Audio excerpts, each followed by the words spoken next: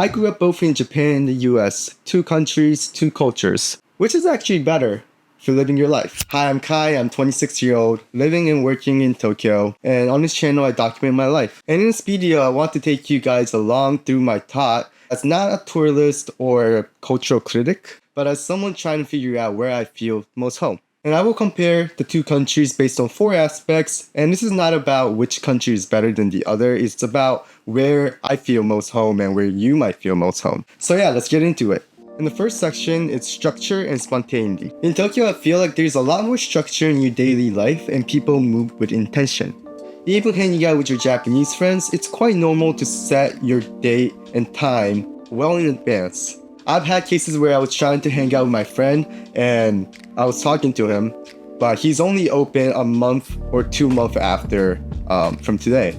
So that's when I learned that I really have to reserve restaurants, places, or people I want to hang out with well in advance, as people's schedules tend to be packed for the next couple of weeks sometimes. It really depends on the person, but on the other hand, based on my experience living in the US, I feel like people are more spontaneous and you're just kind of just plan things on the spot and just kind of do it. And I kind of miss that because I'm someone that's kind of pretty bad actually, at planning. So I miss just having those spontaneity moments, but I also like having that structure in my life sometimes. Yeah, so while living in Tokyo taught me how to organize my time and plan stuff better, I definitely miss the spontaneity that I had living in the US. And I'm sure it's different with every individual, but if you're someone that likes to plan things out ahead of time, book things, and have all that figured out, living in Japan might be pretty good for you and you'll probably get along with Japanese people well. And section 2 is work life. Work culture in Japan usually prioritizes harmony, whereas in the US it's more about individualism and ambition.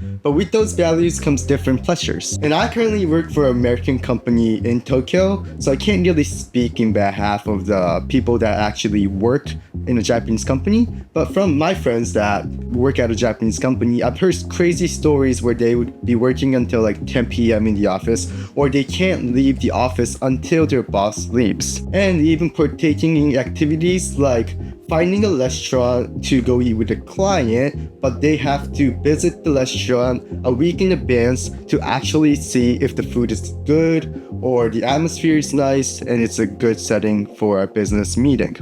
My parents and my brother works for a very traditional Japanese company, so when I was looking for a job, I was looking for more of a foreign companies for that reason. And don't get me wrong, some people really like that system and the culture because it creates unity, but someone that's more laid back and likes to have my own space, I just thought that wasn't an option for me. On the other side, in the US, people have more autonomy and freedom and it's so up to you. However, I hear stories about people getting fired pretty easily in the US, which is not the case in Japan, or at least in a traditional Japanese company. So I feel like there's a lot more pressure when you're working in the US to perform well and have that visibility in work so people know that you're making a difference. Whereas in Japan, the longer you stay in the company and more loyal to the company, it's more likely that you're gonna get a raise year by year. So I think it's really up to the person who wants to stay at one company or wants to hop around and make the most amount of money that they can in the 9-to-5 field. Yeah, and I actually find it pretty nice to work for a Japanese company just because they don't really have to worry about getting fired, so they can really focus on things outside of their work to focus on at times. Which do you prefer? Do you want to grind it out, make a lot of money, or just sit back, get paid for just being that company for a long time? I don't know. And the third part is expression and emotion. So growing up in a Japanese household, I learned early on how to kind of read the room, stay grounded, and listen more. I feel like it's sort of odd one out mentality, where if you're doing something that's outside of the norm or different from people around you, you're kind of looked down upon. And I know that sounds really bad, but it also taught me how to kind of just fit in that particular situation that I have to kind of fit in and read the room. Yeah, so while navigating life in Japan, going to school here and working taught me how to control my emotions, I always kind of find it hard to express my emotions fully and truly to the extent that I want to. On the other hand, when I was in the US, I really learned the importance of speaking up and asking for the things that you want. And the interesting thing is, all the crazy things that I've gone through in my life was simply because I asked for it. Yeah, in that sense, I feel like in the US, you're more allowed to kind of voice your opinion and state what you truly want to make yourself happy. At the same time, I do find it a lot harder to navigate in like a group setting in the US because everyone has different opinions, as they should, right? Whereas in Japan, it's almost like pretty automatic to set something up because people don't usually voice their opinions, I don't know if that's good, if it's bad. No, and a lot of people in general just don't have much opinion. So it's not like they're being suppressed. Maybe they are unconsciously. And yeah, so this emotional aspect of being able to control my emotions at the same time trying to voice my opinions more. I saw a lot of growth in this by having the opportunity to live both in Japan and the US. When I'm in Japan, I feel like I'm more American. Well, when I'm in America, I feel more Japanese and just not speaking up enough. So, if you're someone that values harmony in group settings and likes to move in groups, you're probably gonna enjoy life in Japan. Whereas if you're someone that wants to kind of stand out, do things differently, you might have a little bit of a difficult time adjusting at first. The fourth part is cost of living. A lot of tourists in Japan these days saying, this thing is so cheap, everything's so cheap here.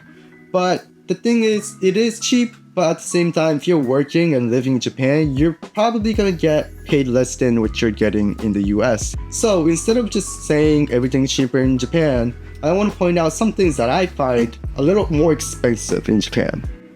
And I live in Tokyo, and that's probably why the prices might be a lot higher. So if you're planning to go to the countryside of Japan, chances are it's a lot cheaper. First is the produces, like vegetables and fruits. For some reason, fruits and vegetables are so expensive in Japan. Yeah, I miss just kind of going to like Trader Joe's to grab a mango and just eat it. Can't do that here.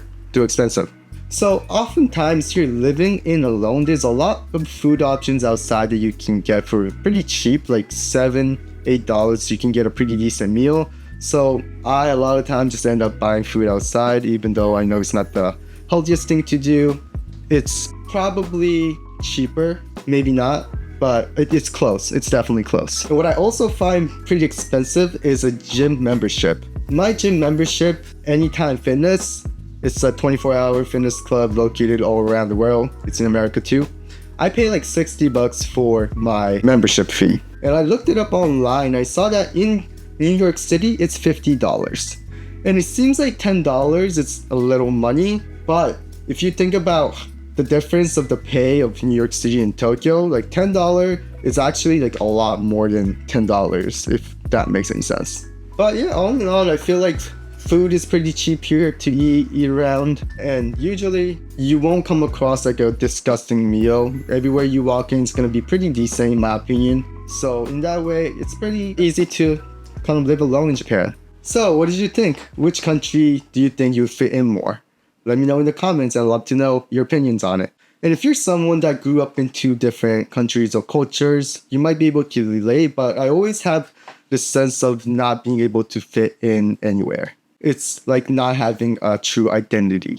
Like part of me resonates a lot with the American way of thinking and doing stuff, but at the same time, I'm Japanese. I'm very, very Japanese in the other parts of my life. And this is something that I used to struggle with a lot growing up, especially just moving around Japan and the US when I was younger. But now that I'm 26 years old, I'm able to embrace all these things.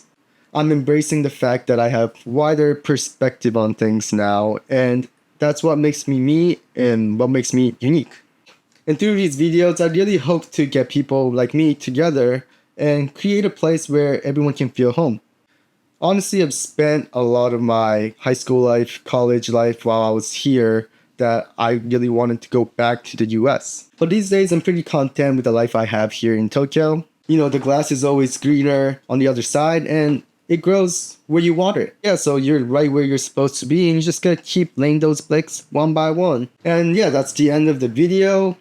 I hope you enjoy this type of content. This is a little bit of a new style for me.